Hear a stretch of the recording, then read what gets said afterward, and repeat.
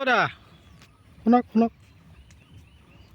কি কি কৰি আছে খেতি ভুল খেতি মিলাই আছে নিগানি কৰি আছে ক'ত চাওঁ বলক বৰষুণ পৰি আছে দেখোন ঘৰত যাব দুপৰীয়া খাবৰ কাৰণে চাওঁ কেনেকৈ নিকানি কৰিছে মাটি একদম পূৰা জিকা মাটি দেখোন একদম পূৰা ভিজি আছে মাটি তো বলক বন্ধুসকল আজি ভুল খেতিৰ বিষয়ে অকণমান আলোচনা কৰোঁ ভুল খেতি যেটো খেতি আপোনালোকক দেখুৱাই আছোঁ এইটো কিন্তু জহা ভুল নহয় এইটো হ'ল হাইব্ৰিড F1 এইটো খেতিত কিন্তু তিয়হ লগোৱা হৈছিল তিয়হ আৰু ভুল একেলগে কৰা হৈছিল ইফালে তিয়হ গছবিলাক উঠাই দিয়া হ'ল এতিয়া খেতিয়কে চাওক কি কৰি আছে এই এৰিয়া কি খাৰুপেটীয়া হয় না নাই খাৰুপেটীয়া কিমান মাটি ভুল কৰিছে ইয়াত 3 কঠা মাটি এনে বজাৰত বিকি আছে না নাই বিক্ৰী কৰি আছে আজি লৈ গৈছিল তোমাৰ দেউতা লৈ গৈছিল আজি লৈ গৈছে কিমান কিমান কুইণ্টেল উঠিছে আজি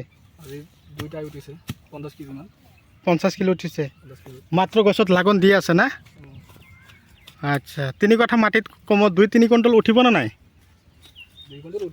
2 কুইণ্টেল উঠিব এইটো বজাৰ এনে ভুলৰ বজাৰ কেনেকুৱা আছে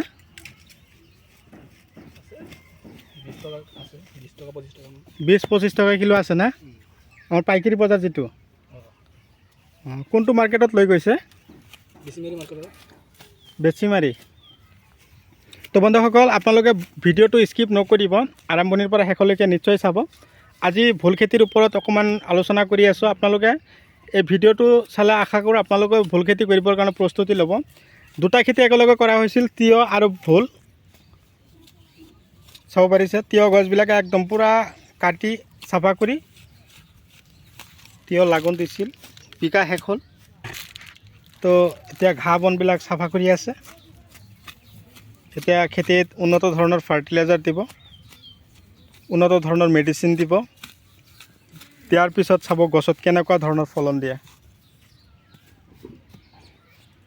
আপোনালোকে যদি মোৰ চেনেলৰ এতিয়াও নতুন ভিউৱাৰ্ছ হিচাপে আছে তেনেহ'লে মোৰ চেনেলটো ছাবস্ক্ৰাইব কৰি দিব আৰু কাষত থকা বেল ঘণ্টিটো লাহেকৈ বজাই দিব যাতে এনেকুৱা ধৰণৰ উন্নত জৈৱিক ৰাসায়নিক আৰু বৈজ্ঞানিক পদ্ধতিমতে কৰা খেতিৰ ভিডিঅ' নটিফিকেশ্যন অলৰেডি আপোনালোকে পাই থাকে